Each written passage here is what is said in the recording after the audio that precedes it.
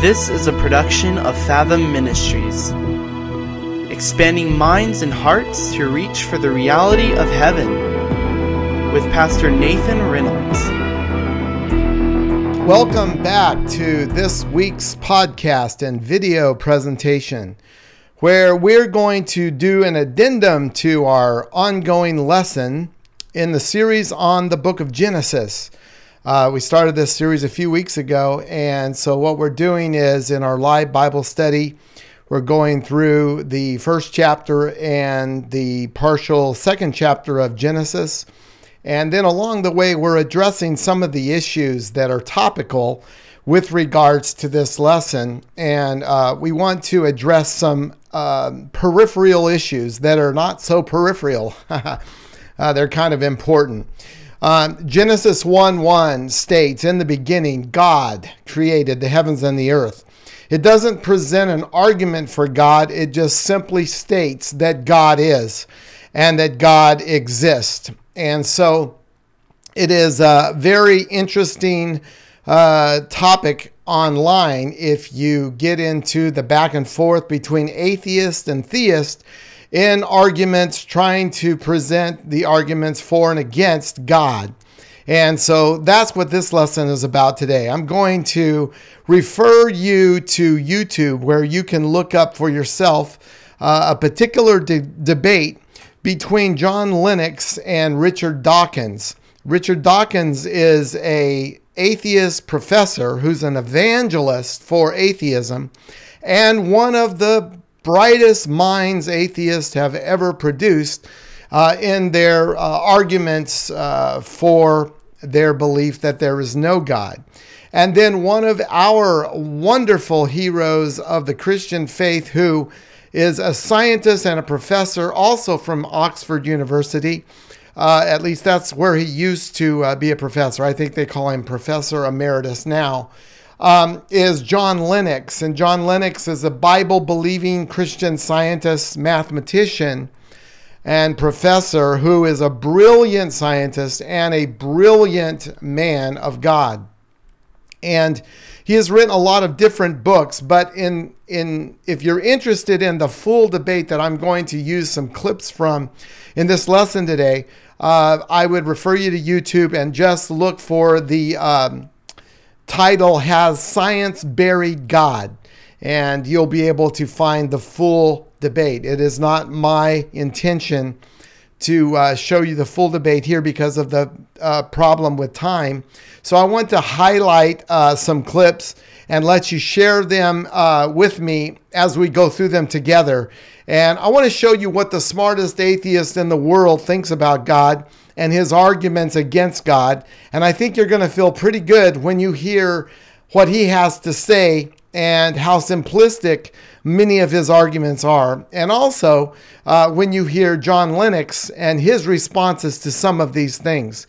So let's open this up, first of all, with a clip from the beginning of this debate that happened a few years ago. And I will talk to you more about it on the other side. Richard, the question as we begin is, has science buried God?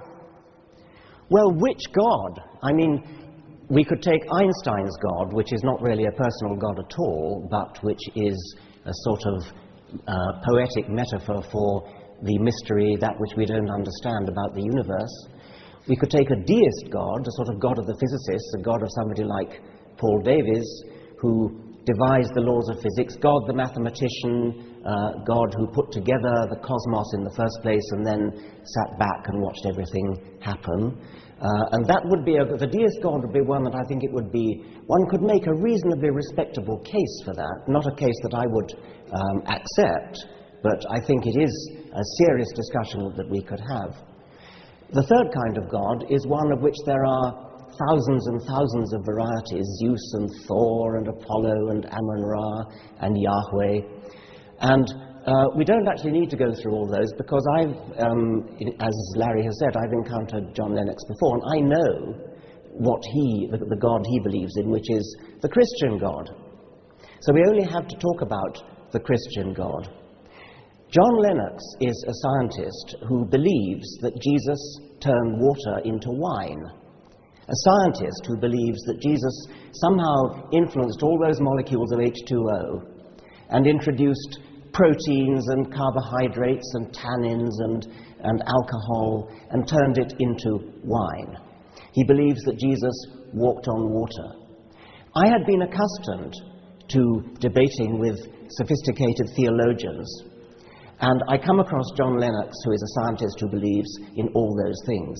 In particular, he believes that the creator of the universe, the God who devised the laws of physics, the laws of mathematics, the physical constants, who devised the parsecs of space, billions of light years of space, billions of years of time, that this paragon of physical science, this genius of mathematics, couldn't think of a better way to rid the world of sin than to come to this little speck of cosmic dust and have himself tortured and executed so that he could forgive himself. That is profoundly unscientific. Not only is it unscientific, it doesn't do justice to the grandeur of the universe. It's petty and small-minded, and that's the God that John Lennox believes in. All right, so what you just heard there was this brilliant man, who's no doubt a very smart man, really try to sort of put forth the idea that Christianity is completely unimaginably stupid and ridiculous because someone would believe that the God of the universe would be able to do supernatural things like miracles. And so it's quite funny to see how he comes out of the chute, so to speak, looking to make his case and, of course, trying to engender an emotional response that says, look at what this brilliant scientist that I'm going to debate believes before we even begin. And he's trying to discredit John Lennox by making him appear to be just unimaginably stupid. But, of course, they never stop to think that the God who created the entire universe, with the brilliance that it would have taken in order to do that, a universe, by the way, that's so large and so daunting that no one can grasp its massiveness nor its complexity. And yet we're supposed to believe that if something is believed to have happened out of the natural order and something that doesn't happen normally or on a regular basis, that is far-fetched and fantastic. But this believing that a universe created itself, that is not fantastic at all. As a matter of fact, there's no miracle to that, but real miracles are completely unimaginable. So I hope you caught that in his first attempt here in this clip. And I want to go to the next clip now. And what I want you to notice here is how Dawkins' whole premise is, let's not think about God or his existence because that's just too complicated. Watch this. As a scientist, we both believe in the rational intelligibility of the universe. I believe the universe is rationally intelligible because there's a creator God behind it. Now, how do you account for the rational intelligibility of the universe? Well, John, you said that I believe that the universe is a freak accident, which is the opposite of what you believe.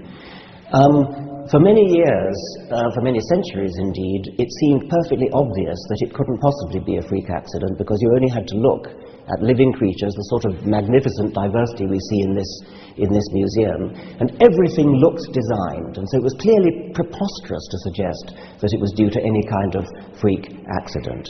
Darwin came along and showed that it's not actually a freak accident, but nor is it designed. There's a third way, which in the case of biology is evolution by natural selection, which produces a close imitation of something that is designed. It's not designed. We know that now. We understand how it happened. but it looks very designed. Now, the cosmos hasn't yet had its Darwin.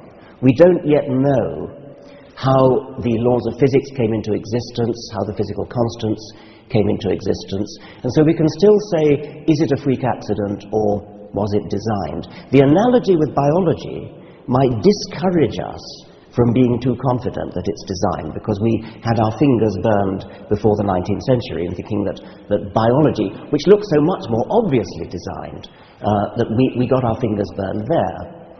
Now, in the case of the cosmos, freak accident or design, the point that I've made over and over again is that even if we don't understand how it came about, it's not helpful to postulate a creator, because the creator is the very kind of thing that needs an explanation.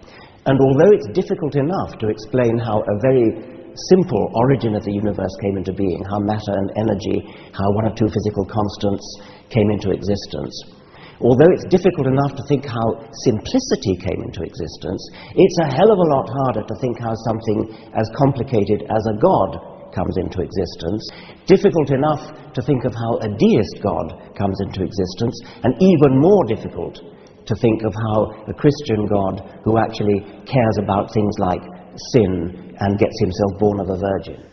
So to recap what we just heard, Dawkins makes the case that for most of history, everything that existed looked designed, and he even uses the word obviously was designed.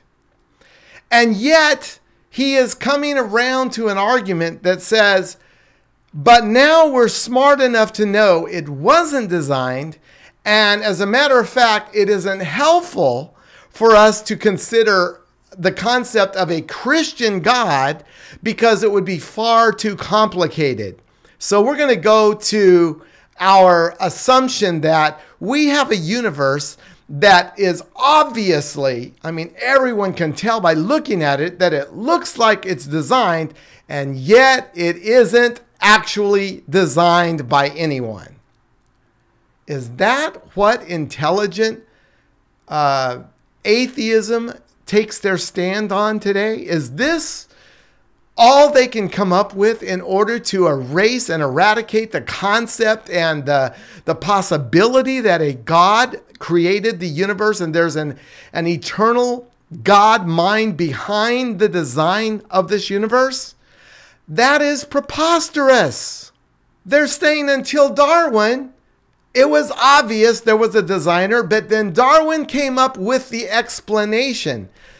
Man, you talk about just coming up with something that is merely feasible, which to me, though I'm not a scientist, their proposition from the theory of evolution is not even feasible. But to them and to, most of the scientists that exist in the world today, they look at this crazy idea, even though they have no clue how the universe started, and they have no clue how life began, and they have no clue how all the design happened that is in existence today. They think that it is a reasonable argument to say that it's more natural to believe that the world happened through something they call natural selection than it is to suppose that there is a God with a mind who designed it with a purpose behind everything. That doesn't work for me, ladies and gentlemen. That is intelligence that I can't even begin to understand as a default position that is reasonable. To me, what he is proposing here is not only unreasonable, it's much like the story of the emperor with his new clothing. It's like everyone's pretending that this makes sense when it doesn't make any sense. It's absolutely just sophistry. It's an argument that supposedly makes sense, although it doesn't make sense to me. But to the scientists, they listen to it and they nod in agreement. And they go, no, this makes sense. This is what makes sense. It makes more sense than that there's a God. And yet, when I hear it, it's like, no, the emperor does not have clothes. I'm not going to walk into that assumption here. Even Dawkins' own words here. It looks designed. It's obviously designed. In other words, when you look at how he's making his argument, he is couching it with words that do not make sense. When you say something is obviously designed and looks designed, and that you need someone to explain to you how it could not be designed in order to accept that premise, it is absolutely crazily ludicrous. And then he admits, although we don't know how the cosmos came into being and we don't know anything about the laws of physics and their origin, it is simply not helpful to postulate a creator. Wow, it's not helpful? To me, ladies and gentlemen, it helps a lot. If I took you into a grand ballroom where an architect had beautifully designed a building, and I said to you, nobody designed this building, you would think I was crazy, and you would be right to think such a thing. You would use the same words that Dawkins used and say, no, obviously it looks very clear to us that this building has a designer, and we want to know who designed it. It takes someone who is so bent on not finding God that they are willing to ignore, here's that word again, the obvious, so that they can look deep enough to find that explanation, that sophistry that would explain why there doesn't need to be a creator. That's why atheism is certainly a faith, and it's certainly a religion, because it is not based on anything sound, because they are denying the obvious, and they're denying what their eyes are telling them and what their heart is telling them. So it's very obvious by the words that they use that they don't even know how to make the argument without capitulating to the fact that it all looks like there's a God behind it.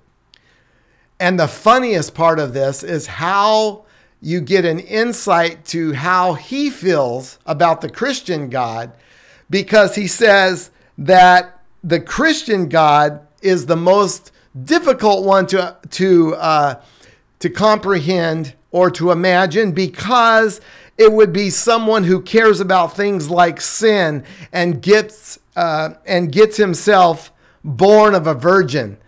That was amazing. The language and the use of this sarcasm to attack the Christian God and to say you can't have a grandeur God who does miracles and who cares about things like sin. I wish someone would ask him, do you have kids? And do you care what they do? And is that based upon your love for their good, for the good in their future? Because if you have children, you do not send them out to party all night and tell them, hey, do whatever you want. Sin is not sin. It's no problem. Drink, drugs, sex, rock and roll, whatever you want to do, no limits. Go for it. Have fun. Nobody that loves their children would do that. Even people who don't even live by rules learn to get rules when they get kids that they love, because they realize that their kids will be destroyed soon and they will go through horrible loss if they don't teach their children to discriminate between good and evil, between good behavior and bad behavior. And so he can't conceptualize a God who would be interested in sin of his people that he created. And yet that's the reason he's walking away from the concept of a Christian God. This is highly ludicrous. Now let's go to video clip number 3, where we're going to see Dawkins double down on his argument that God is too complex, so we shouldn't consider him. You say this illusion of design, and of course I find your writing so fascinating because of the metaphors and images you use. I do envy that capacity. And you said somewhere that it's terribly, terribly tempting to believe that it has been designed. But that Darwin has shown us that this design is an illusion. But I've been very interested in the kind of thing that Simon Conway Morris has been saying recently, that if you take the evolutionary pathways, they're navigating through an informational hyperspace with phenomenal precision. And therefore, there is the impression of design at that level. I mean, if this mechanism that you talk about, which doesn't account for the origin of life at all, but let's leave that aside, if it is so phenomenally clever, then it itself is giving evidence that there's a mind behind it. The whole point of Darwinian natural selection is that it works without design, without foresight. But that's an assumption. No, it's not an assumption. That is exactly how it works. Before Darwin came along, it looked perfectly obvious that even if evolution happened, there must be some guiding force to tell animals or plants how they ought to evolve. Natural selection is a blind force. The things that survive, survive. With hindsight, we can see that the ones that survive are the ones that are good at surviving. They have the genes that make them survive. Simon Conway Morris would not deny that. He's got some kind of, well, actually, I rather share his view of convergent evolution. We both of us are perhaps on the extreme end of Darwinians in that we emphasize the power of natural selection to home in on particular ends. Particularly, if you look around the museum, you'll see animals, marsupial animals from Australia that uncannily resemble non-marsupial animals, and Simon and I are both extremely keen on that. But that's produced by natural selection, as he would say. Natural selection is a mechanical, blind, automatic force. It's not, I can't say it's not guided, but there's no need for it to be guided. The whole point is that it works without guidance. But it could be guided. Or do you completely shut that out? I mean, why bother when you've got a perfectly good explanation that doesn't involve guidance? I mean, the point is, you use words like blind and automatic. This watch is blind and automatic, but it's been designed. The words themselves do not shut out that notion. And it seems to me that the impression I'm getting is that what's coming through is that the whole process is so sophisticated, it itself is giving evidence of a rational mind behind it. But am I understanding you right, that you say you deny that because you have an in-principle reason for denying it? That is, everything must, as far as you're concerned, go from the simple to the complex.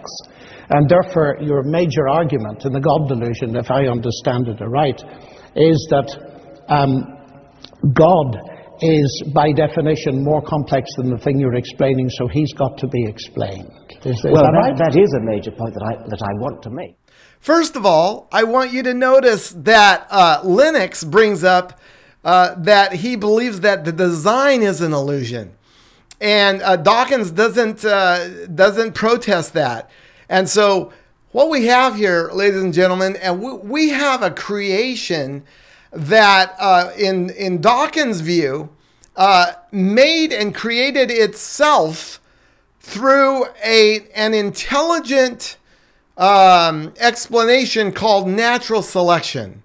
And this natural selection was so good at being able to figure out how to create life and to bring a world into existence that moved from simplicity to complexity, that it also created this illusion that the world was created. In other words, this blind mechanism called natural selection was so good that it wanted to leave behind an illusion to those who see it. So this blind mechanism creates vision in animals and people who can see what it has created, and done so by the accident of natural selection, and at the same time created an illusion of design. Wow! This is a really interesting thing. If you could make natural selection God and then just move mask around, you might even end up with God himself, because it's so brilliant. This is just amazing what this argument is saying. And if you remember, Lennox actually is making that case. He's saying that if it's that sharp and it can do these kind of things, this mechanism, and he's referring to natural selection when he says mechanism, this is what he's saying. He's saying that they're so blind, the atheists are so blind that they can't even see the brilliance of the God who was able to do all of this and create for them, remember, the illusion of design, when it's not an illusion at all. It's reality. And they're in the illusion that something that looks designed by all physical evidence is designed is not, and that it's merely an illusion. So then Dawkins says the whole point of Darwinism is that it all works without a designer and without a design.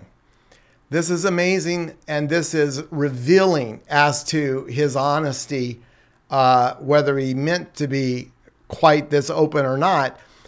He doesn't want there to be a God. And Darwin evidently didn't want there to be a God, or at least in his view, this is the motivation behind his view of Darwinism, and Darwinism itself is to prove that there need not be a designer.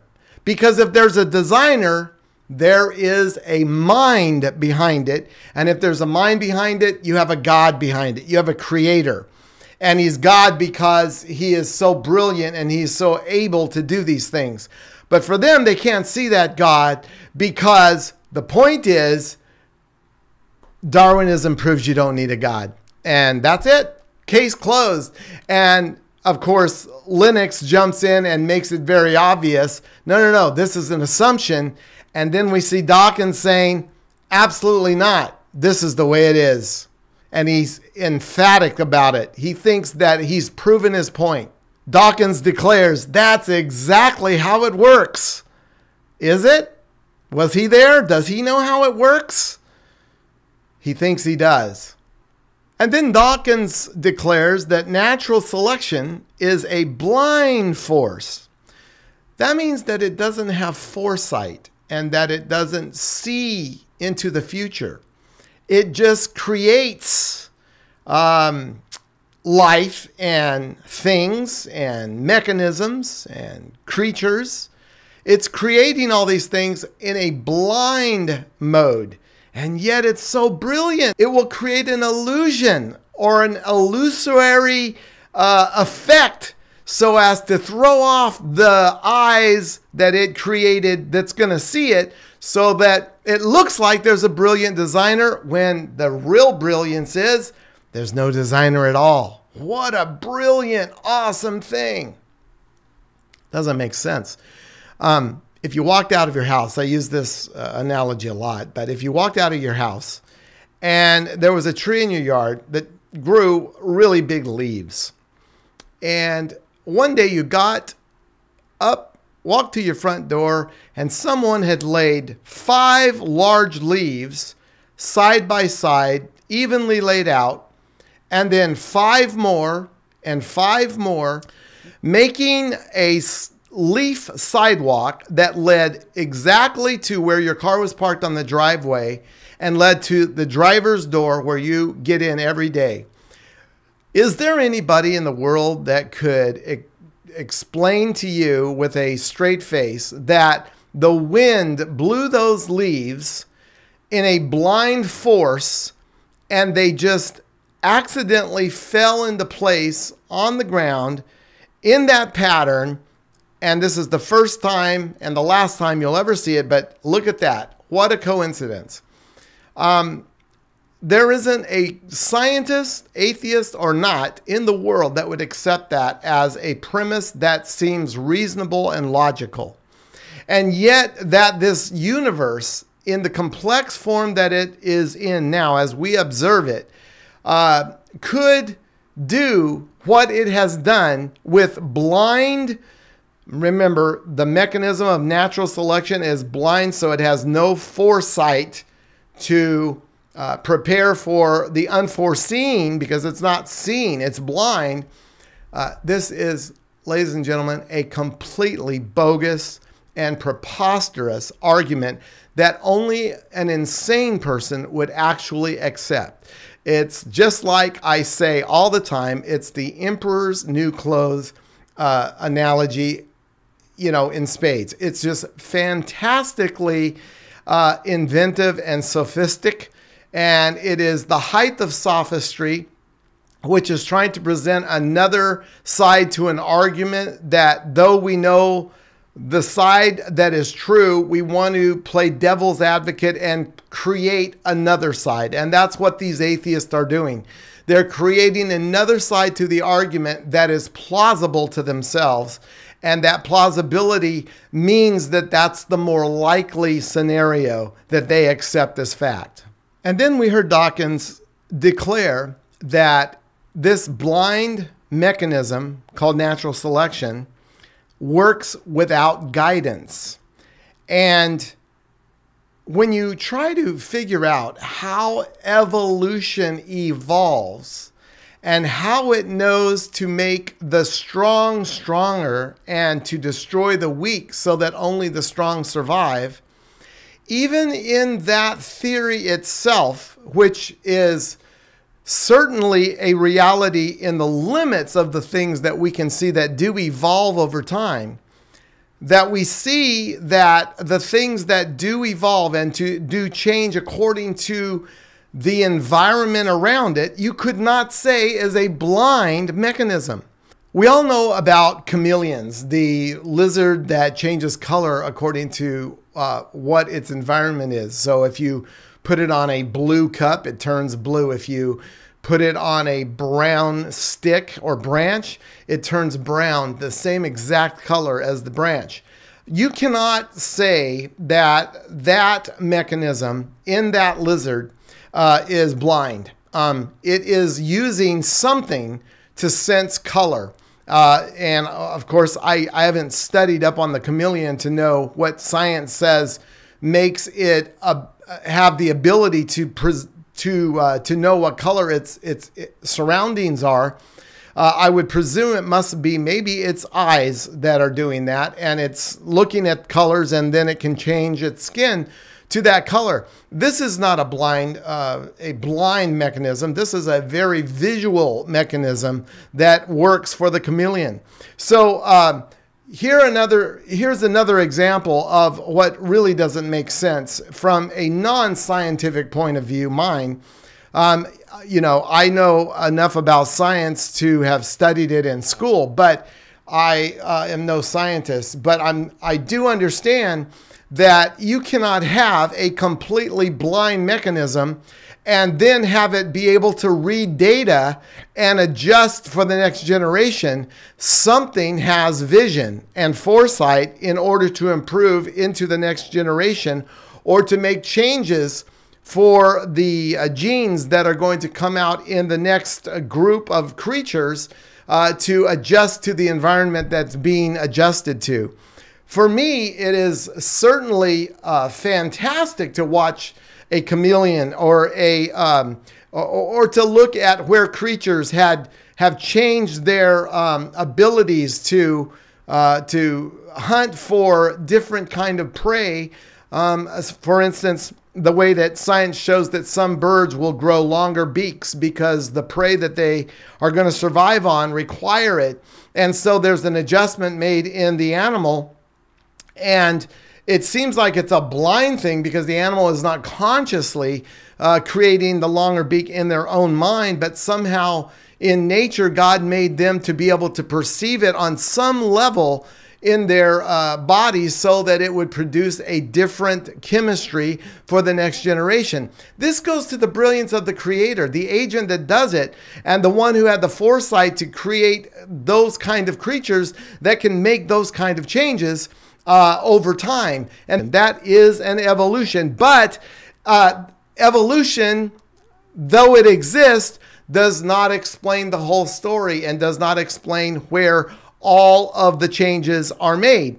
There isn't any demonstrable evolution that shows, for instance, these kind of changes where something that is once one kind of creature changes into a completely other kind of creature, such as from a monkey to a man, or from a bird to a dog, or any cross creature elements that are not in their own category.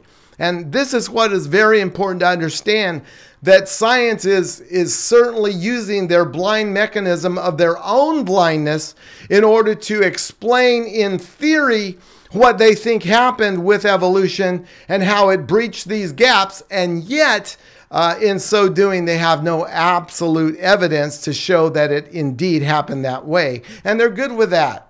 So at the end of this clip, we see that Dawkins goes back and relies on and admits to the fact that God is just too complex. The idea of God is just too complex. And so he wants to retreat to this explanation that's called the blind mechanism of natural selection. And yet Lennox makes a fantastic point about his watch. And he goes, well, my watch is certainly a blind mechanism, but it has a creator. And we're going to hear more about this subject in another clip here in a moment. But it's so interesting how these things are just accepted. The blind mechanism theory makes no sense, even set into the theory of evolution, as I just demonstrated. It doesn't make any sense to me that it could possibly be a blind mechanism that actually improves upon its evolutionary process. A mechanism that's blind would have no foresight, and therefore there would be no evolving. Things would just stay the way they are if they didn't have foresight. This makes no sense. Now let's go to clip number 4. But let me go back to what you were saying before about guidance. When you drop a stone, it falls to the ground, and you as a scientist will explain that by gravity. You wouldn't dream of saying, oh, there must be a God pushing it down. That's exactly what you're in effect saying with respect to evolution. Oh, because we understand evolution in just the same kind of level as we, actually rather better level than we understand gravity. No, and this is a very important point, because I detected in many of your writings that you oppose God and science as explanations. When Newton discovered the law of gravity, he didn't say, marvelous, now I can know how it works, I don't need God. God is an explicator at the level of an agent, not a mechanism. So that we can study mechanisms in biology. The more sophisticated they are, the more that might well point towards an agent. You don't argue away the existence of an agent by showing that there is a mechanism. So Dawkins here starts off by saying that he's trying to make a comparison between someone who drops a stone, and by the way, the agent that he's talking about is gravity. In other words, why does the stone fall from the hand of the one who drops it? And yet he doesn't even see that his analogy makes no sense, because there is someone who's dropping the stone. So his focus here is on gravity and gravitational pull. And he says, okay, so we don't need a God to explain, or we don't need to explain that the stone falls because there's a God pushing it down behind the stone. And somehow we're supposed to believe that therefore nullifies the need for God, because a stone which is let go by someone will fall to the ground. I hope you can see how weak this analogy is, because there did have to be someone to move the stone and to drop it. And so there was an agent who dropped the stone. It's very hard to come up with these analogies that they're trying to make, that things can, without foresight and with complete blindness and a mechanism in itself, that there would be a mechanism, a machine. Who created the machine? That's the question. Doesn't there have to be a start to a mechanism? How did the first mechanism come together? That blind mechanism come together? There's no explanation that will satisfy that question. I love how this clip ended with Lennox saying, you don't explain away the need for an agent by showing that there is a mechanism. As a matter of fact, once again, I think that a 6-year-old would know that if you show them a machine, that's what a mechanism is, a machine, that if you show someone a machine, that by the self-evidence of what you see in that it is a machine that works, that someone had to design the machine. In other words, there had to be an intelligent designer behind it to create that machine. Machines are not grown out of space. Nothing like a machine ever comes to pass that we've ever seen that did not have someone design it. And so this was a really crucial point that he made there on the end. All right, we're going to go to clip number 5. And I don't quite understand how you managed to get, if I understand you right, God and science as alternative explanations. Well, I think you do get rid of an agent if the agent is superfluous to the explanation. That when you're studying something that's happening, there may well be an agent, and it may, if you're watching a car driving along and avoiding obstacles and turning left and turning right, you say there is an agent controlling that car, and certainly there is. There's a driver. But if you don't need an agent to explain what's going on, and we don't in the case of biology, and we don't in the case of gravity. Of course, I accept that Newton was a theist. He lived in the 17th century and everybody was. But you don't need an agent. An agent is a superfluous explanation. It's a gratuitous grafting on of something that you don't need. Well, I find that unconvincing, because even if you accept the whole evolutionary paradigm, it depends on there being a fine-tuned universe. And that fine-tuned universe raises in itself very big questions as to the origin of the universe. Evolution doesn't deal with that. No, it doesn't. Nor does it deal with the origin of life. No, those are separate points. Those are separate points, but they're vastly major points. They are, yes.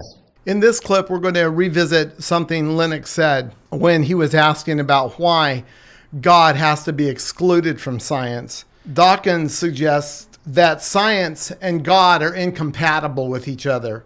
And so if you believe in God, you're going to have to forego science. And of course, this is a ridiculous accusation, but it's caught on with a lot of people today, especially atheists.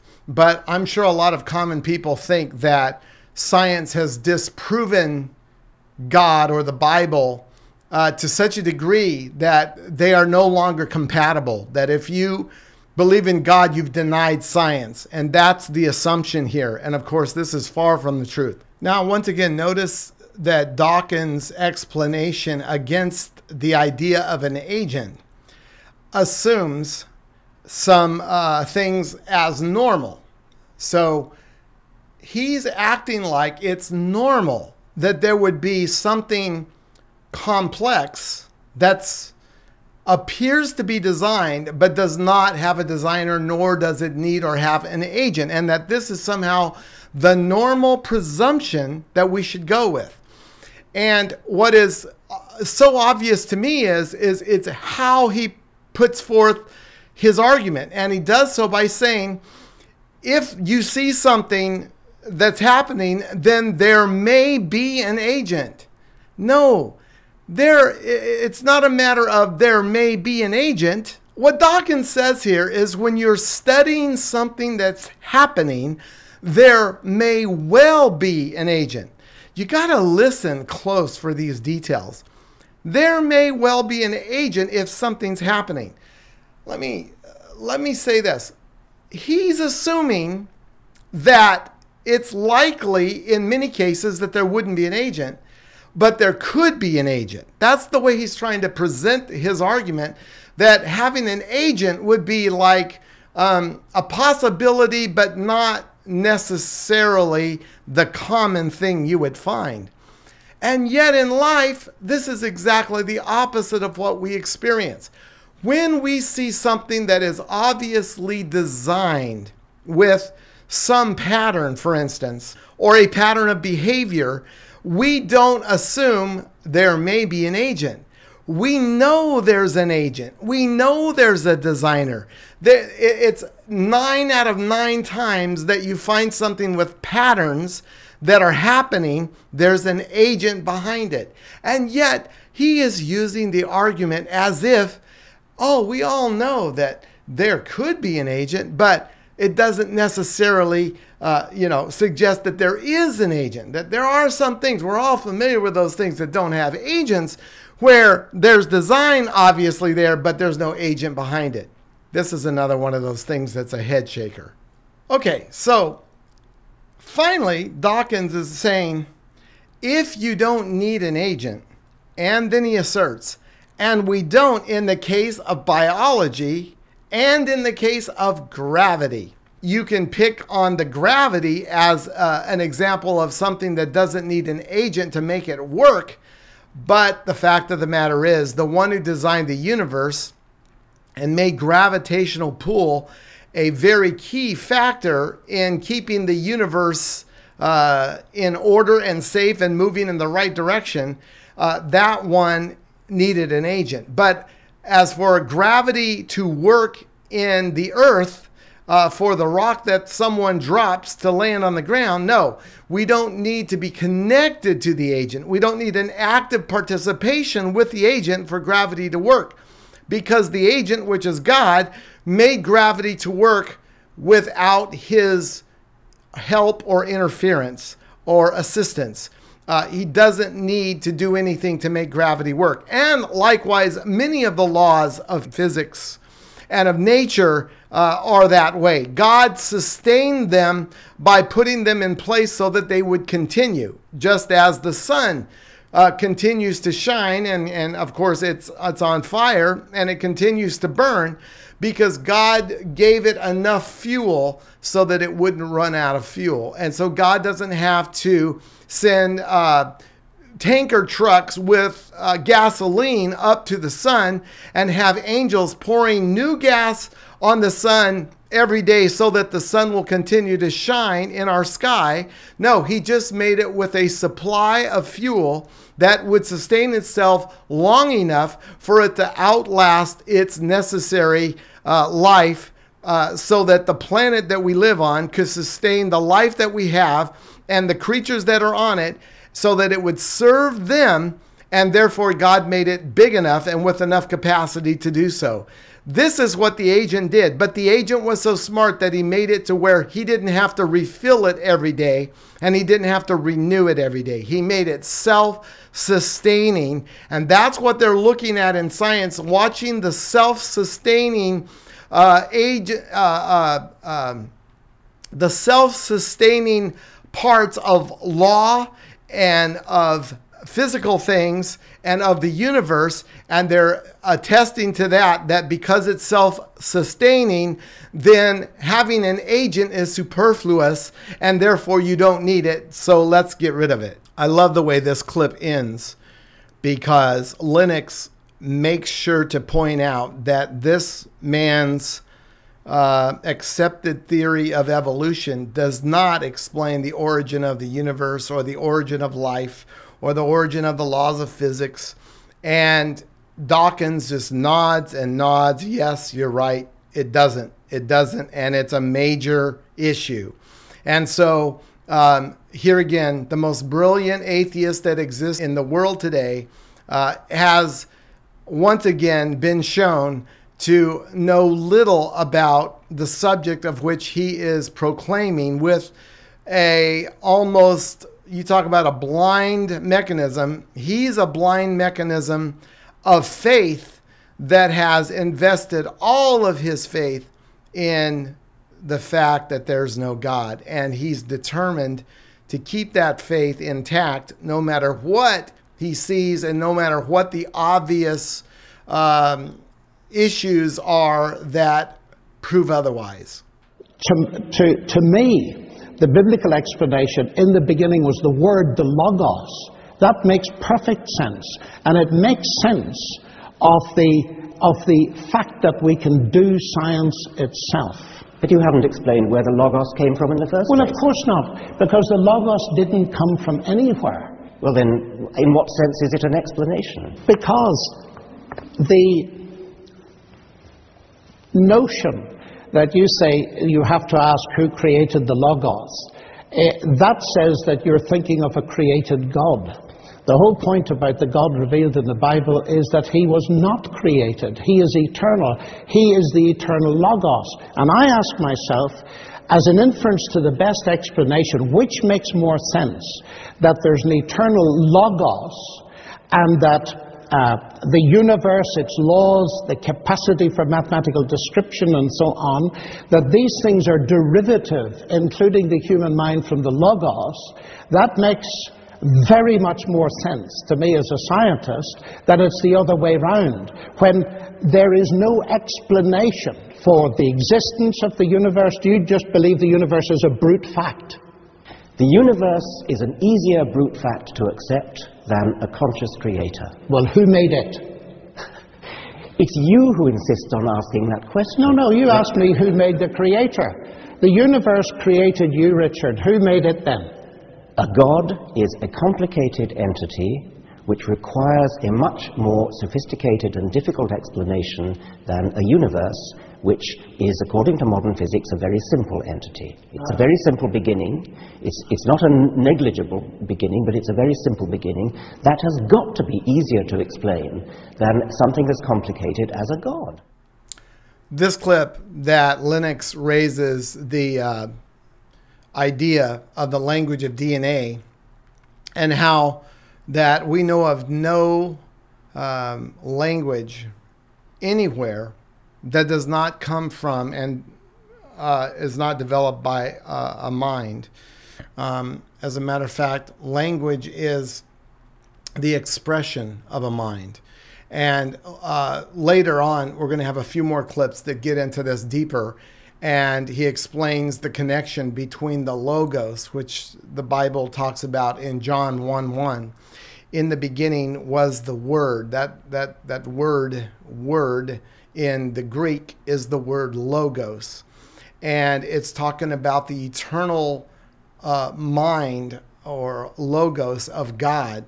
And it shows how that he, the Bible shows, and Lennox will show, how that he, God, is the logos behind everything that exists and everything that's created, and that's where the design comes from. And as a matter of fact, the fact that we were created in the image of God, and the fact that we understand and can conceive of the science behind all of the things that we study, in those things that we do understand, shows a connection between our logos or our mind and the mind that produced us. In other words, for instance, back in the 80s, when personal computers were starting to be developed for the masses, I remember looking at them at different places in stores. They used to be in department stores like Sears and different places. That they came out in the beginning kind of as with video games and some programs and software that was able to be used in business, like a word processor. But mostly they would try to sell them with really cool video games and things of that nature. But I remember that when I started seeing computers and started talking to computer salespeople and asking them how they worked and various things. I remember how easily I understood computers. And I know not everybody does, but my nature and my mind is very akin to the personal computer. Now, put me on an Apple computer and I'm lost. The logic and the reasoning behind how Apple does its thing is completely foreign to me, and I don't get it. I've bought Apple computers. I've tried to use them. My iPhone, I love my iPhone, but it is not laid out logically, and every time I have to tweak something on it, if I don't do something on a regular basis, I will forget, because the way that Apple sets up its operating system does not follow logical to me. But when you get to a personal computer, a Windows-based computer, I totally understand it, and I can even take programs that are that I'm not familiar with, and I can familiarize myself with them a lot of times without a manual, because they flow logically to me. That's not because I have an understanding or some connection to a computer, but it's because I have a mind that is similar to the minds that created the computer.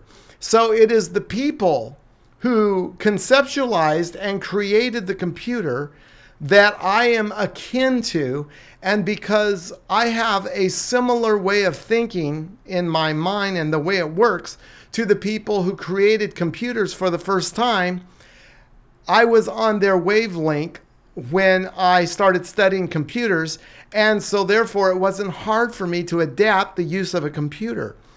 All of this is my illustration to say that the reason that we can study how the universe is, how it functions, and we can look at the evidence that's obvious and come to the proper conclusions, at least those in our, those human beings that are of, the brilliant minds of science, they're able to study how these things are working by their patterns and by the motions that the functions of what they do and the motions that they are in. When it comes to planets and stars and these kind of things, they study the things that they are able to observe. And it is an indicator that there is a mind that's related to our mind behind it. That's why we can understand it. And that is evidence for the Logos, the God behind it. Because in some small, very small way, he has invested some of his own mind, his own Logos in us, so that when we see what he's done, we can relate to that. Just like when I saw my first computer and I understood how it worked. In those days, they didn't have hard drives. They didn't even have floppy disk drives. At the beginning, they used tape recorders as the way to save your work on a computer, or the software, or the program of the computer. You would save it to a cassette tape. And when I had it explained to me, I understood what the cassette recorder was doing. And that's because there was a human being with a mind similar to mine, though much more brilliant, who designed the first computer. And so when I came along with my limited capacity for thinking and science, I still felt like I understood the computer even before I actually understood the computer. I hope that makes sense, because that's exactly what I believe is happening when scientists are able to truly figure out things that are going on in the universe with science or with created things, and able to explain it. I believe that's because God has invested a little bit of the Logos in all of us. The notion of things in principle going from simple to complex, and they must go that way, that seems to me to be your belief, your faith. Well, things must go from simple to complex. Yes. No. I mean, if things go from simple to complex, we need an explanation. Yeah, we do Natural indeed. selection is an explanation for that. It's the explanation in the case of biology. Well, let's go back to the level of the origins of the universe and the origin of life. Now, life, as we both know, has got this digital database. It's got a language all of its own. Now, the only thing we know of capable of producing language is mind. And yet you reject that. By definition, as an atheist, you must reject that. There's no mind behind this language. I do reject it. When you say the only thing we know that can produce language is mind, I mean, we know that what produces human language is mind. Of course we do, because that's human language. But DNA is not human language. Yeah, but DNA it's very sophisticated. It's very sophisticated, but it doesn't follow that it has to be generated by mind. But we know of no other conceivable way of it being generated. You see, because it seems to me from the mathematical point of view, I think you said this somewhere in a different context, junk in, junk out. Here we have this phenomenally sophisticated information processor, which is the cell. Am I really to believe that that information processing capacity simply came about by the laws of nature and random processes without a mind? Yes. Well, I find that impossible to believe as a mathematician. I know you do. Okay, let's just go with the simple, because that's easier to do. I keep going back to this phrase that I repeat. I don't get it. I do not understand the logic behind Dawkins' thinking here. We're going to throw God out here because he's too complicated, and this is what he keeps coming back to. There can't be a God because he's complicated. I think on the face of it, if there is a God, of course he would be complicated, because he would be more complicated than any of the complexities of his creation. By definition, we're looking at what is created and how complex it is. And then we're saying, and if there's a God, then of course we would expect to find him to be much more complicated and harder to explain than the stuff that he's created. And so what you have here is you have a faith. You don't have an argument of logic and reason. What you have is you have a faith in the blind mechanism of natural selection, which has no foresight, but creatively displays an obvious illusion that things are designed. That's what we're to believe if we go with Richard Dawkins' argument and we move against the biblical argument for God. Now let's move on to clip number 8. I'm getting the message that it's ridiculous for me to believe in a God who created the universe and me, because I have to ask who created God. All I'm doing is turning that question round and saying, the universe, you admit, created you because there's nothing else. Well, then who created it? I understand you perfectly. I'm making that we both of us are faced with the problem of saying, how did things start? Yes. I'm saying it's a hell of a lot easier to start with something simple than to start with something complex. That's what complex means. But I don't think so. If I pick up a book called The God Delusion, it's a pretty sophisticated book. It's got lots of words in it. But actually, as I look at page 1, I don't even need to go beyond page 1. I conclude that it comes from something more complex than that book itself, namely you. Yes. I mean, obviously, complex things exist and brains exist. Well, why can I not look at the universe, the whole show, which includes Dawkins and Lennox? I'll tell you why. Because my brain that produced a book has an explanation in its own right. That explanation is evolution. We go back and back and back to the origin of the universe. That provides an explanation for complex brains, and complex brains produce books and museums and cars and computers. Of course we have complex things that produce other complex things. But science has an explanation for where complex brains come from in terms of simple beginnings. I don't think it has at all.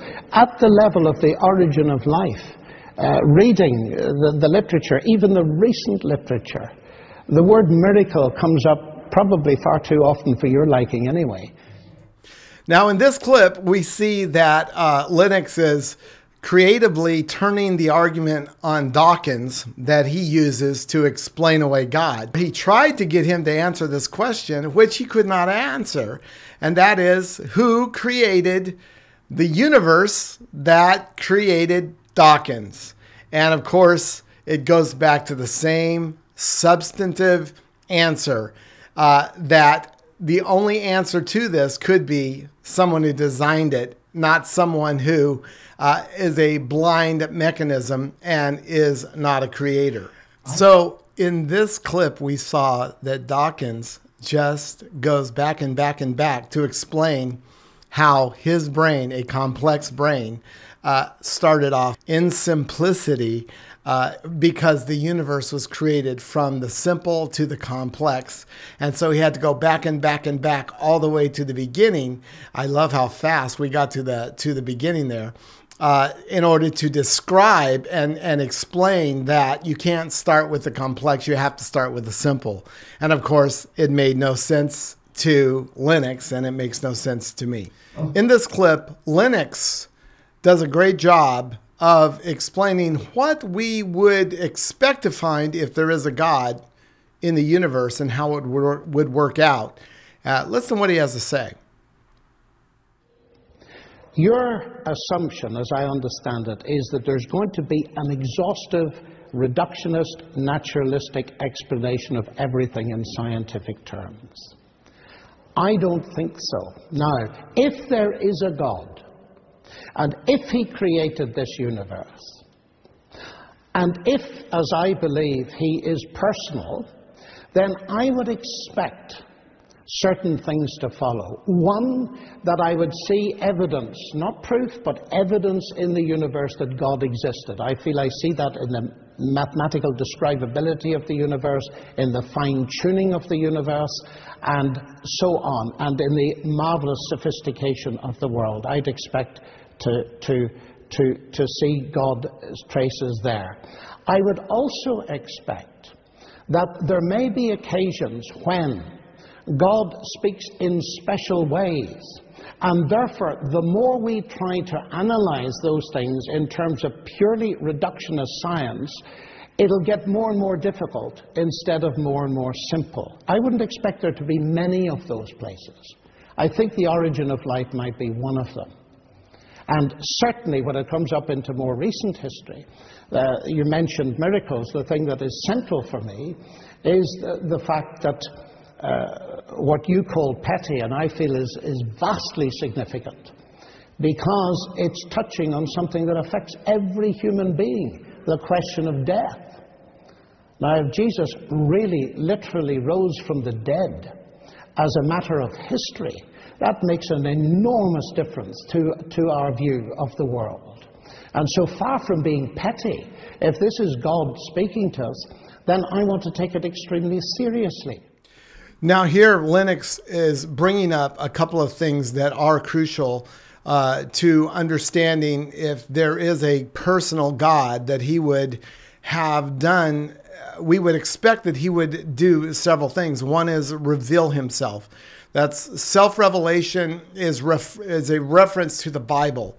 And it's a reference to even more along with that, how God revealed himself originally was not through a Bible, but was through people. God revealed himself to Adam, for instance, and Eve, right at the creation of everything.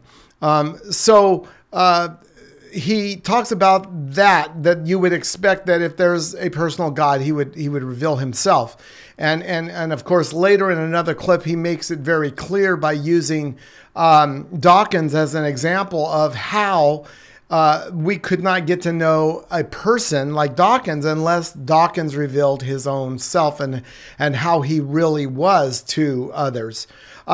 And of course, he also is mentioning how that God would address death, and that would be, since death is something that happens to everybody, that we would expect that he would give an explanation and a solution to death. And so that if you come into a study of the universe, without looking at the scripture or without maybe knowing about scripture, that you would expect that you would find that God had revealed himself and that he would have addressed one of the most significant issues facing humanity, and that's the issue of death.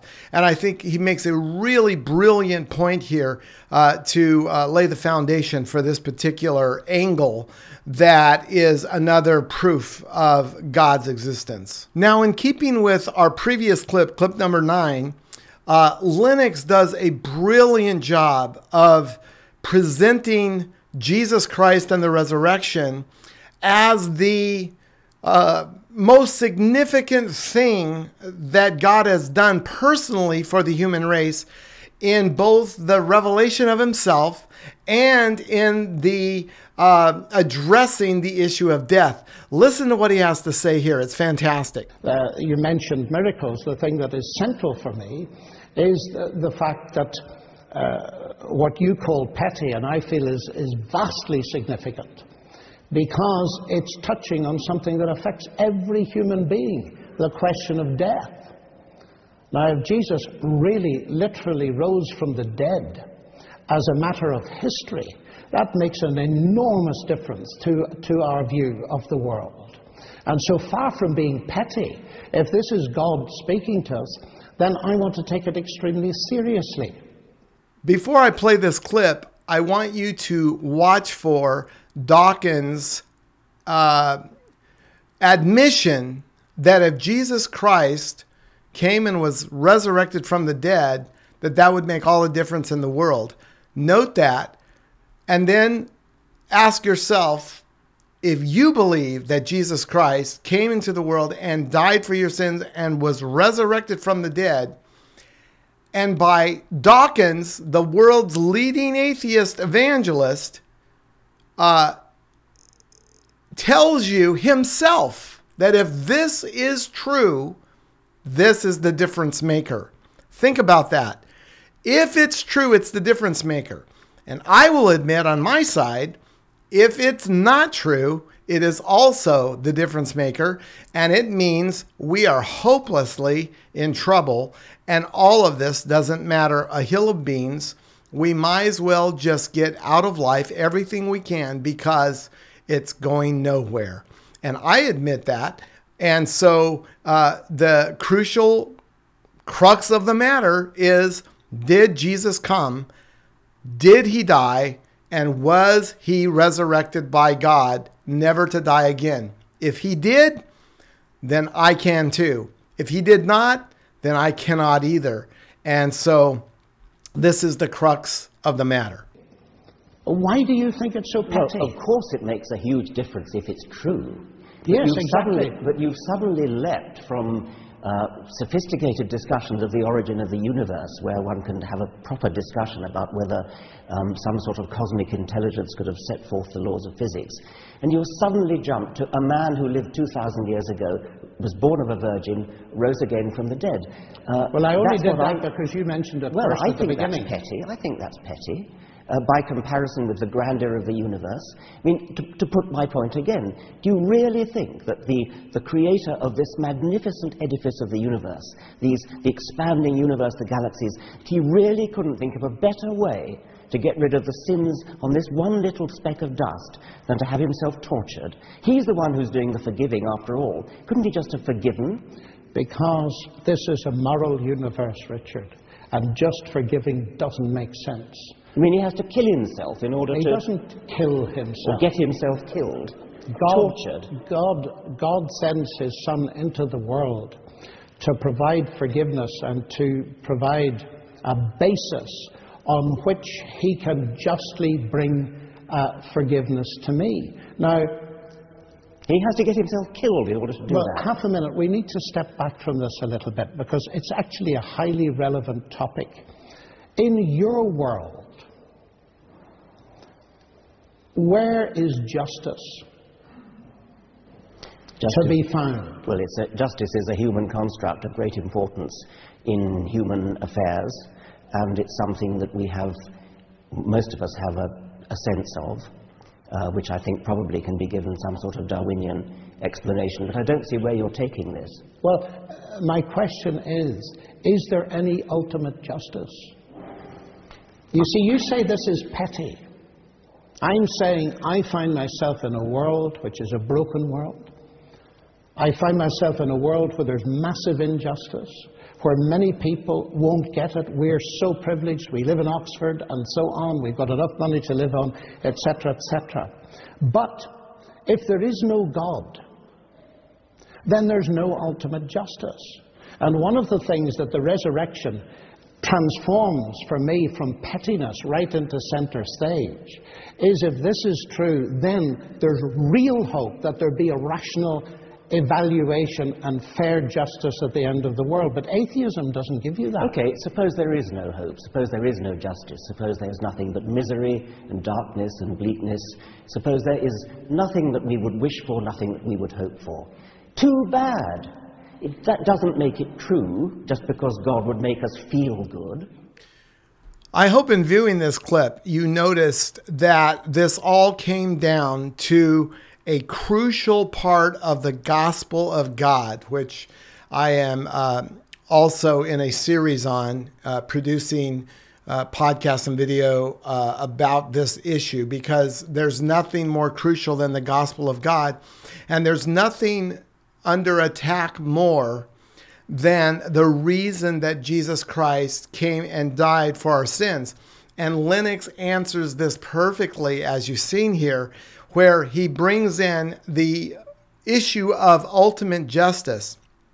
And it is the ultimate justice that Dawkins does not get. And therefore, that's why he dismisses as petty that the majestic creator of the universe would waste his time coming into the world because he couldn't think of a better way to solve the problem of forgiveness of sins. And he, the atheist, says, why couldn't he just forgive? And this is crucial because there's Christians today which are selling the gospel in the same light as the atheist and saying, Jesus Christ did not die for your sins, and he did not become the sacrifice and the one who paid the price for our sins and received the judgment of God. And it is actually in that understanding that he did indeed receive the punishment of sins, and that in his flesh he did pay the penalty for that sins. That's why we call it the penal substitution.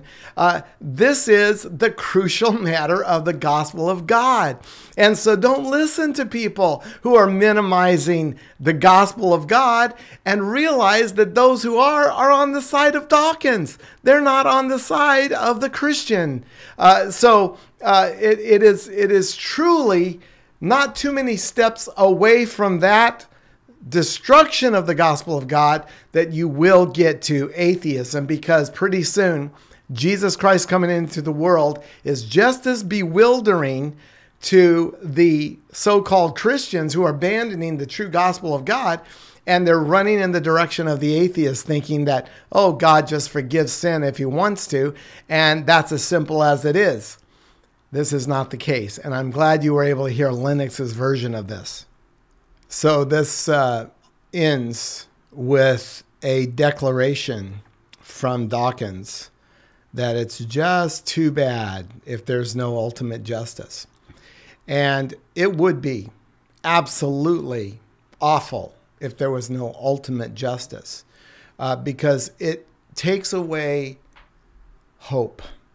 Hope that there is somebody who cares about justice, somebody who cares about the wrongs committed against the innocent, somebody who is watching over the scales of justice and will bring people to answer for their part in destroying other people and in humiliating and hurting other people, killing other people. I believe that God made this universe very obvious that the missing item in the universe is that ultimate justice. When you think of a Hitler, and you think of the millions of people that he destroyed, like the 6 million Jews and others, I'm sure many others in many different categories that he destroyed of his own people and of those that he didn't like. There is no way that he got justice. As a matter of fact, history tells us that he committed suicide in order to avoid facing justice of a humankind.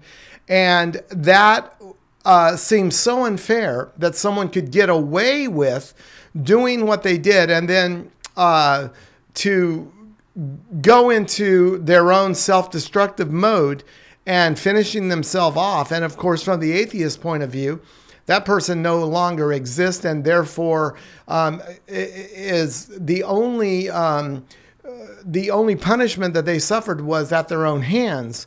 And yet what the Bible teaches about God is that that person is going to be resurrected to face God, and that every single thing that they did against the laws of God and against people they are going to be held responsible, and they are going to be punished accordingly with the due punishment that comes from a honest and sincere God of truth, who sees to it that those who sin pay the full price for their sins.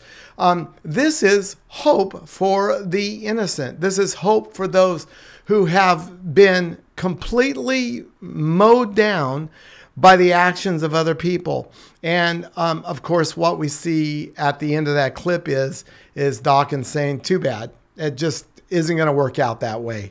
And in his world, he doesn't think it is, yet he himself is going to face that God one day, and he's going to give an account himself of the damage that he's doing in proclaiming to the world of created beings that there's no God. Now let's go into clip number 11. This clip begins with Dawkins asking Lennox why he brought up the resurrection of Jesus Christ. Notice in this clip, right before I play it, that there's a discussion back and forth about there is no hope without God, in which Lennox accuses Dawkins of having admitted, and yet Dawkins says he hasn't admitted it. Well, what's missing here, I think, is that what Lennox is saying to Dawkins is that he just said there was no hope of justice, that there was no ultimate hope of justice, which Dawkins did previously admit in the clip I played you earlier. And so he did admit there's no hope. I think he just took it wrong whenever Lennox said that back to him. But I just want to remind you that he did say it's too bad if there's no justice. And that was the hope, basically, that Lennox was talking about. Well, then why do you bring that argument up? Because I believe that there is evidence that it is true. I don't believe in the resurrection just like that. Because faith is based on evidence. I've changed your ground again. What you said before was that there is no hope without God, and it sounded well, that's true. That's absolutely true. Okay. You just admitted it. I haven't admitted it. I said if that's true. Yes. So what? I didn't say it was true. Once again, before I play this clip, I want to have you watch for what Lennox is doing here. He is once again bringing in Jesus Christ, God incarnate, as one revealing himself to us.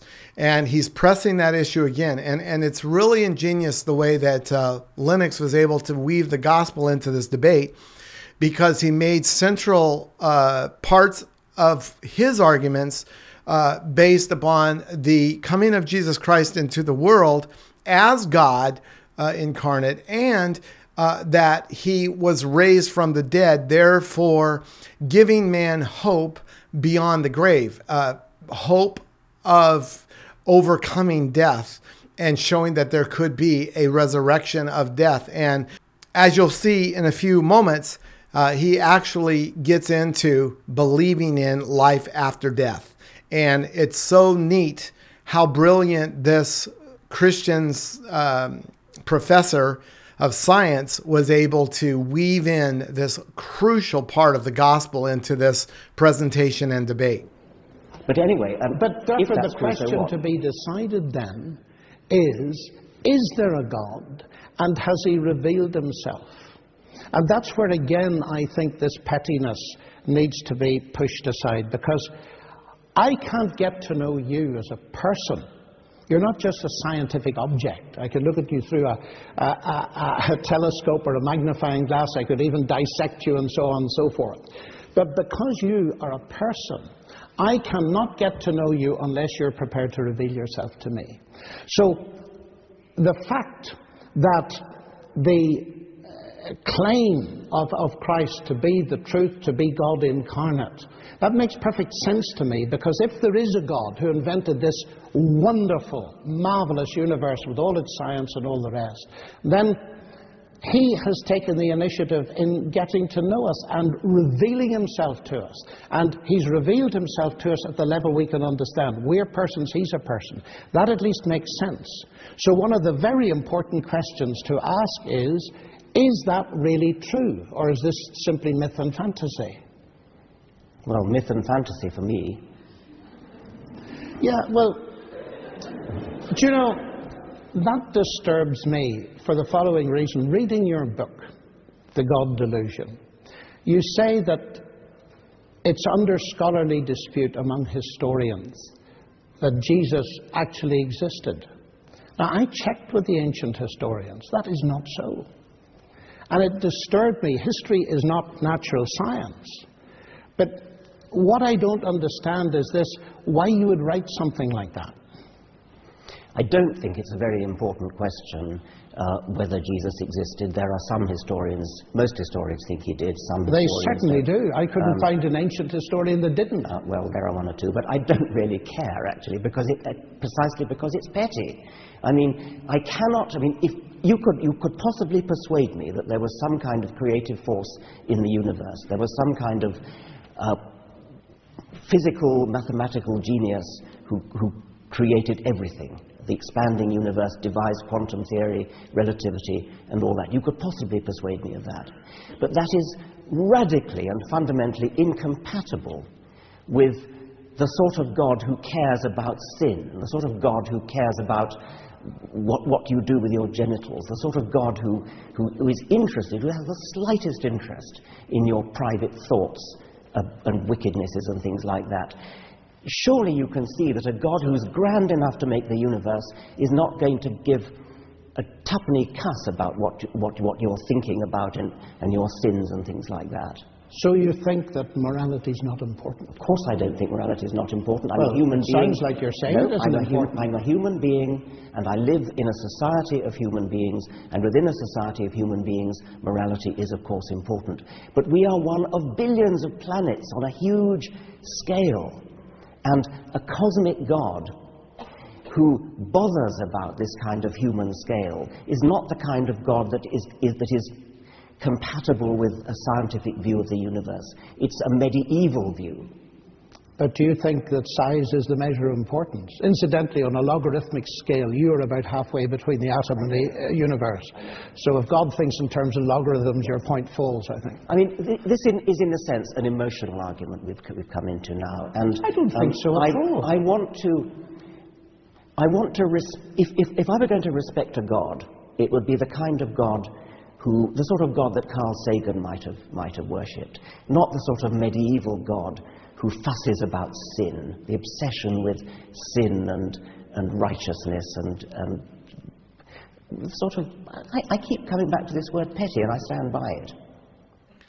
So Dawkins was totally backed into a corner over this historicity of the fact that Jesus Christ was a real person. And he tried to squeeze out of it by saying that there was one or two historians who didn't believe that he existed. But as you'll see, in another clip, he admits that Jesus Christ exists, and therefore it belies his intent to come across as if Jesus doesn't exist when he knows and has admitted to the fact that he does exist. That shows you that he is pushing an agenda that is not one that's honest. Not even in his own heart is it an honest agenda. It is a sleight of hand that he continues to propagate this idea that Jesus didn't exist, and yet he knows and admits that he does exist. What a obvious sign of someone who is pushing an agenda not based upon even what they personally know, but an agenda that is bigger than them, that's more important to them than truth. And that's what comes out in this debate. I find that that was one of the most revealing points of the debate, where you can see Dawkins just constantly backtracking and moving away from the idea of God, because he can't stand the idea of a righteous God, a God interested in the minutia of human beings, a God that's personal, a God that relates to what men and women go through. Imagine the God that Dawkins would respect. It would be a God who could care less about what people do and about the quality of their life. And for sure, he wouldn't care about whether or not they got justice. We would just be a bunch of ants on the face of the earth. If someone stepped on us, oh well, too bad, in the words of Dawkins. But he has no interest in a personal God, a loving God, a God with empathy and compassion for the details of your life. I find that it is exactly the opposite that inspires me, that God cares so much in my life that he cares about my sins and my efforts not to sin. He cares about the charity and the love that I display, and he cares that I don't display hate and indifference and maliciousness toward my fellow man. God cares about the very thoughts of my heart, and he sends forth his word into my heart in order to change me from the creature I am of sin to a creature that is submitted to God and is dedicated to doing God's will and to following God's word. This is a personal God that hasn't lost me in the vastness of the cosmos, but knows exactly where I am at all times and cares about all the inner thoughts and fears that I have, and about my future, and about how I'm going to get from this life of death to a life that has eternal consequences and pleasures of salvation. That is what God that Dawkins has just rejected in that clip. Now let's move to clip number 12. In this clip, you're going to have to notice the complete hopelessness that Dawkins has adopted as his outlook on life, and how he looks at this hopeless future, this nihilistic existence that he believes in, with a sort of proud, I can take the facts as they are, the hard facts of life, and I don't have to look at life like a child. I can take it like a man and realize it's not going to be all that I hope it would be, but it's just whatever the facts are, that's the way I'm going to take it. If that's the way it was, well, I would say that's the way that would be the most noble way to take it. So I don't fault him for this approach. The only fault I'm finding here is how he thinks this is superior to what the person who believes in God and has a relationship with Jesus Christ and his outlook is. And so he's comparing the outlooks. This is the part that's laughable to me. If there were just as much of a chance of Dawkins being right and having the truth on his side as those on our side who believe in God, then I would say that this take isn't bad. It's the only, I guess, adult way to take the universe. But I'm so happy to know that this is not necessary, because this is not the take on life that is in accord with truth. I think there's something wonderful about standing up and facing up to a universe where we are increasing our understanding, and we throw away childhood obsessions, we throw away the sort of imaginary friend that comforts us when we're children, and we feel the need for some kind of parent figure to turn to. I think when we grow up, we need to cast that aside and stand up tall in the universe. And it's cold, and we're not going to last for it. We're going to die, and we face up to that. And I think that's a nobler way of getting through life than to pin your hopes on childhood illusions. So we're back to the question, inevitably. We need the evidence. We need the evidence. And what I'm suggesting to you is that we do have evidence. We have it in science, part of God's revelation. And it seems to me that by truncating everything and putting it into the science basket, so to speak, that I get the impression that you're not taking history really seriously. Otherwise, you'd interact with it. And I'm trying to get to the basis of why that is so. Because you regard what Jesus has done and who he is as petty. And I find the contrast between standing tall in a silent and cold universe with no hope, believing that your moral sense must ultimately be illusion. You're crying for justice because most people will never get it, because death ends everything. The contrast between that and enjoying the friendship, the personal friendship of God, and knowing that ultimate justice will be done, is immense. Well, but the basic question is it true or not? Yeah, and that is the basic question. It is completely irrelevant if it's comforting, if it gives you hope, if it gives you happiness. That has nothing to do with whether it's true. That I agree with entirely. So we need to know whether it's true. Yes. Now, when you look at history, and let's leave aside, maybe I alluded to the possibility that some historians think Jesus never existed. I take that back. Jesus existed. However, if you're going to say that Jesus was born of a virgin, that Jesus walked on water, that he turned water into wine, that is palpably anti-scientific. There is no evidence for that. And if there were, you would be, well, I mean, no, there simply isn't any evidence for that, and no scientist could possibly take the idea seriously. I can make it worse for you.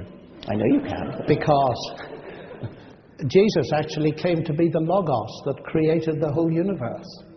And if this is the Creator incarnate, making water into wine and so on is really a triviality. The more fundamental thing is the fact that he claimed to be and gave evidence that he was God. When you say it's anti-scientific, I don't think it's anti-scientific at all. Science cannot say that miracles do not occur. It can say they're highly improbable. But nobody is claiming that these things occurred by natural processes. They occurred because God fed his power in. Nor did the whole universe, if we look at it, occur in that sense by natural processes. God created it. We study all the natural processes within it.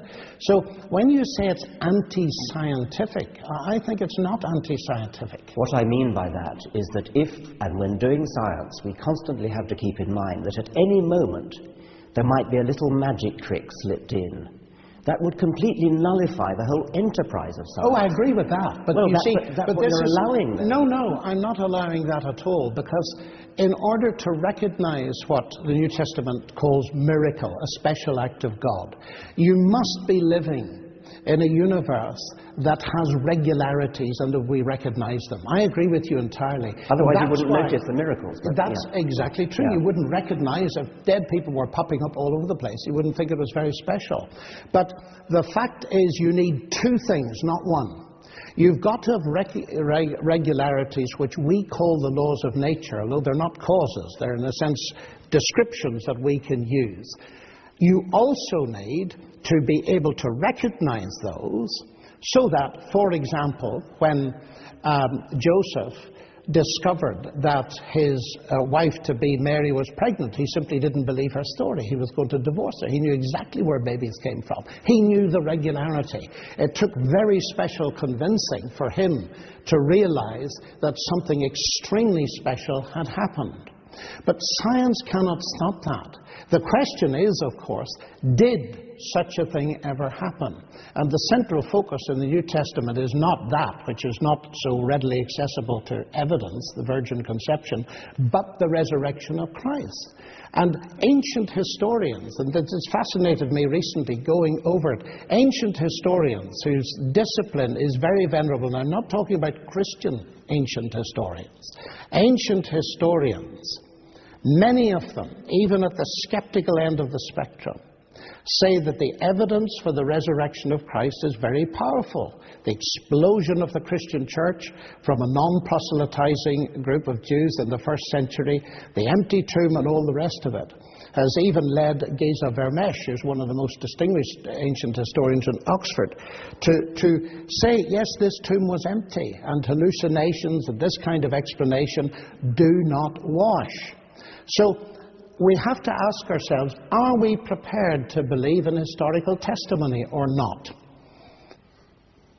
Well, you must talk to different historians than the ones I talk to. But in any case, I still come back to the point that you cannot do science if at any time you remember that famous cartoon of the... No, I do. And therefore a miracle happens and the in the middle miracle of the happens, equations, yes. I mean, that is deeply against the spirit of science. And I don't think I could do science if I thought that at any time something like the resurrection, something like the virgin birth was going to be smuggled in by a godly caprice.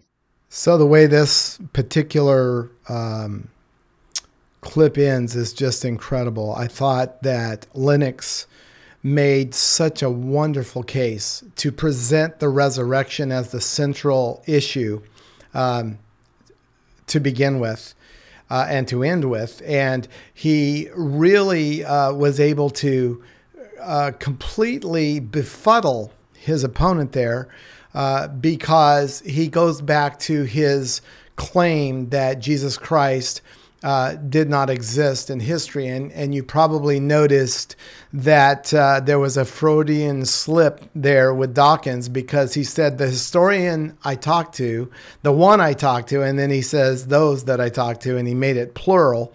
I thought was pretty interesting, because it looks like to me, after everything he said about this, also the fact that he claimed in his book that there was doubt whether or not there was a man historically that was Jesus Christ, shows that it seems like that he found one person who may have been a historian who saw it like he wanted him to see it. And so I thought that was really revealing. And then the other thing that was revealing is that the very important question posed by Lennox on the end, where he said, the question is, are we going to pay attention to history and what the historians have said? You'll notice that there was no answer to that question. In this clip, we heard Dawkins admit that Jesus Christ existed, which shows that he believes that it is true. And yet he would not want to be caught saying, I am going to say, no, I'm not going to pay attention to the historians, the ones that all conclude that Jesus Christ did exist. So he obviously didn't want to do anything with the data that is the result of saying, yes, I believe Jesus existed. Now, what am I going to do with it? he's not going to do anything with it because he must reject the supernatural. And that's why in the end there, he goes back to the virgin birth and making water into wine and all of those things. So once again, his beliefs are beliefs and their faith in the religion of atheism. And it's quite clear that it has nothing to do with the science. It has to do with the hoped for fact that there would be no God. That's what he's hoping in. Clip number 13 we're going to see next is Dawkins trying to explain the laws of physics and why it doesn't need a designer. And this will be the final clip, and then we have two clips. I guess it's not the final clip, but it's next to the last two, which are the closing arguments, which I probably won't have that much to comment about, but I want to include them so that you can see how the debate ended. And please notice that Dawkins is going to bring up the multi-universe theory, which is a theory that is helping to satisfy the mathematics behind the probability that our universe could actually do this blind natural selection process with no designer.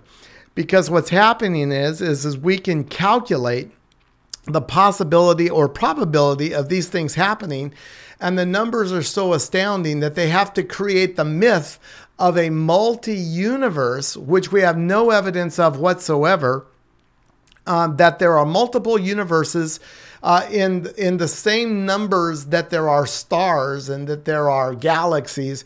So they want to create the idea that we're just one universe amongst millions or billions of other universes, and therefore you can take the math out and make it more probable that life could exist without a creator, without a designer, by just chance. And so this is the most laughable of the latest of science ideas in order to explain the origin of the universe by creating this. And this is just laughable to me, how we can postulate multiple universes when there is no evidence that there's anything except one. To Professor Dawkins, how do you explain the origin of the laws of physics? I do not know the origin of the laws of physics, as I've said again and again. What I do know is that whatever they are, and I've said this again and again, whatever they are, it certainly doesn't help to propose that they were designed by a conscious intelligence, because that simply makes a bigger question than you've solved. Now, the laws of physics, to break that down a little more, it has been suggested that the laws of physics are extremely fine-tuned, and that if they were any different, the universe as we know it wouldn't exist, stars wouldn't exist, chemistry wouldn't exist, biology wouldn't exist, and we wouldn't exist. And theists are tempted to say, therefore, the laws of physics must have been designed in such a way that they are exactly fine-tuned to bring us into existence. Once again, that is a non-explanation, because it leaves open the explanation for the designer. There are many physicists who explain that by saying, well, with the so-called anthropic principle, saying that we could only exist in a universe which has the right laws and the right constants to bring us into existence, and therefore the fact that we're talking about it determines that we must be in such a universe. That's the anthropic principle. There are versions of it which make it a bit more plausible. For example, the multiverse theory, that there are lots of different universes, that we live in a kind of bubbling foam of universes, and each bubble in the foam has a different set of laws of physics. The vast majority of those laws of physics are not conducive to giving rise to us. A tiny minority are conducive to giving rise to advanced life forms. And once again, the anthropic principle comes in. We could only exist, we could only be in one of those bubbles that has the necessary laws of physics to bring us into existence. And therefore, obviously, since we do exist, since we're talking about it, we must be in such a universe. I haven't answered the question, but what I hope I have done is to show that whatever else the answer is, it cannot be God. So are you convinced that Dawkins has just made the absolute point that the explanation cannot be God? That didn't work for me. I don't follow that logic. I don't see how that could possibly be an explanation that is convincing to anybody except those who don't want to believe in God. And by the way, if you don't want to believe in God, I don't want to convince you that there's a God. That's totally fine with me if you don't want to believe in God. But it's not going to be fine with you when you do get to meet God, and that's the only problem. I believe that God has made everybody to have a will that he's going to respect. And if you hate God or you don't believe he exists, then I know that God will let you continue down that path if that's what you want. But I hope and I pray that that's not the case, that you'll listen to reason and that you'll realize there is no reasonableness to this logic of a blind creation that has so much ingenuity that it can create the obvious illusion of a designer without having a designer. This is just amazing that people with any intelligence at all would believe this. Now we go to the final two clips. And these two final clips are going to be the closing arguments made by both gentlemen. And I want you to hear those two closing arguments. And then that will be the end of this presentation. I do want to say before I close and play their final arguments that if I do encourage you to look on YouTube and search for this full debate, watch it in its entirety. I did cut it up to make it small, minuscule sound bites in order to make the points I wanted to make. And I did not intentionally hide anything in this debate for any nefarious reason. And therefore, I want to make sure you understand that I want you to hear the whole debate, and I encourage you to do so. But I wanted you to hear the salient points from both sides that I thought that they would consider salient that were made. And I thought our side, on the Christian belief faith side, that Lennox did a fantastic job of keeping the gospel in the core of this debate, not just speaking of God in a generic way, but personalizing that God with our Lord Jesus Christ, who did personalize God for us and make him someone that we know existed as we do, and someone who showed himself to be more than just a man and who was Almighty God in the flesh. So thank you for taking the time to hear my presentation of these clips, and I encourage you to look for further podcasts and or videos in a few days where we are going to continue our series on Genesis and talk more about Lennox's book that we're studying and taking notes from as we look at the first and second chapter of the book of Genesis and the arguments that are made from both the Bible and from science for the authenticity and the veracity of Scripture, and specifically the book of Genesis. Thank you, and God bless you.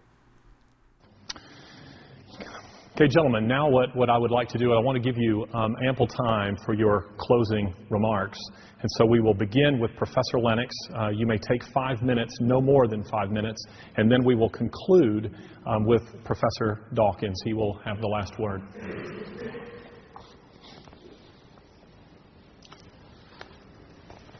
Has science buried God? I think not.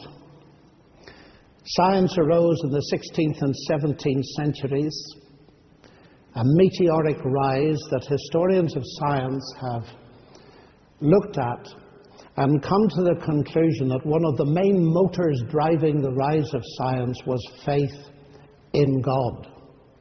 So far from belief in God being a science stopper, it was the thing that caused science to rise in the first place, understandably so, because people had a basis for believing that the universe was rationally accessible, and so they could do their science, which is apparently one of the reasons given by Needham, the famous sinologist in Oxford, when he looked at China and asked the question, why did science not develop in this way in China? And in the end, although he was a Marxist, he came to the conclusion that it was because of the Christian background.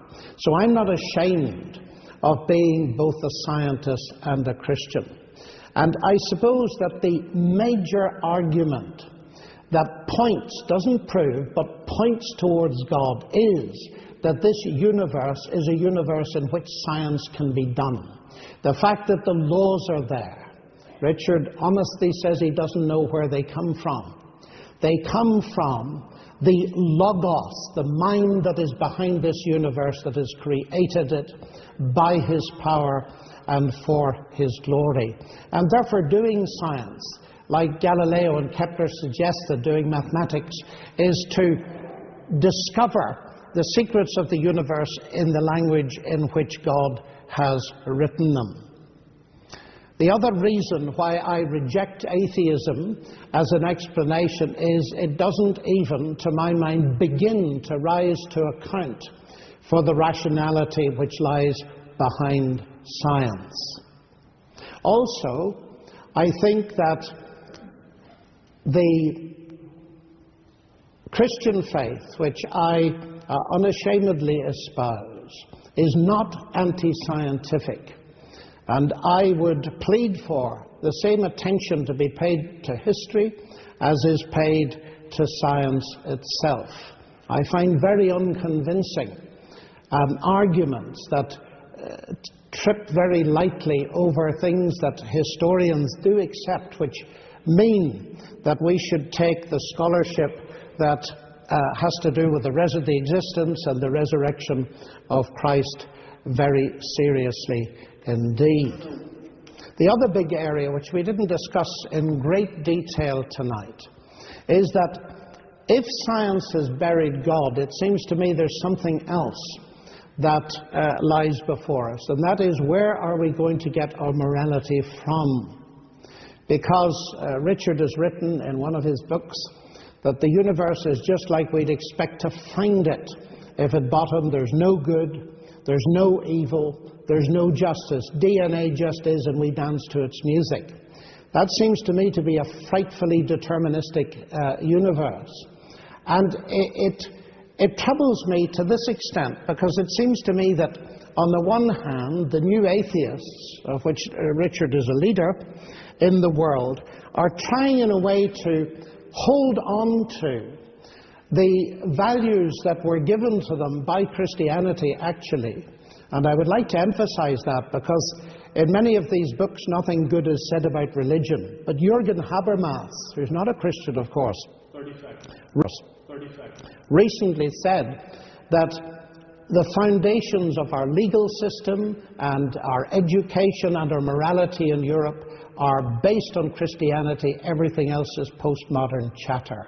What worries me is this, that can you really retain these good moral values and espouse atheism? Hard atheists like Nietzsche and Camus would say you can't. Eventually it will lead to madness. And some people are suggesting that that is actually what's going to happen.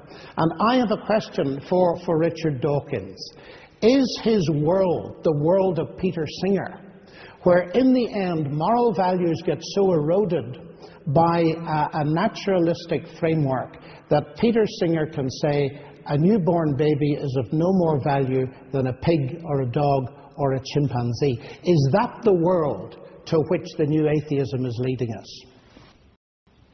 Peter Singer is one of the most moral people I know, and when he says something like that, it is based upon a very rigorous moral philosophic reasoning. He's interested in suffering, and his point is there that a newborn baby, or certainly a human fetus, may be less capable of suffering than, say, a full-grown pig.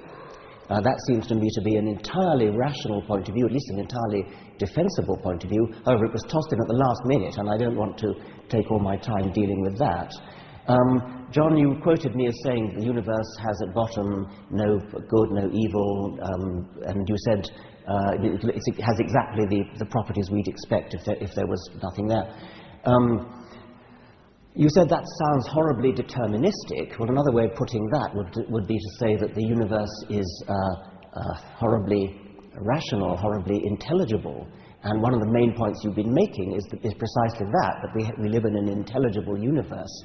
And that's one of the things that we need to explain, and you think it needs a God in order to explain it. What I would like to know is, what would an unintelligible universe look like? How could any creature live as we live? How could any creature have evolved and survived in a universe that didn't have that kind of mathematical intelligibility? It's the anthropic principle again. Just as we could only be living in a universe that has stars, because you need stars to make molecules, so we could only have survived in a universe where there is rationality. I cannot conceive of what an irrational, unlawful universe would look like.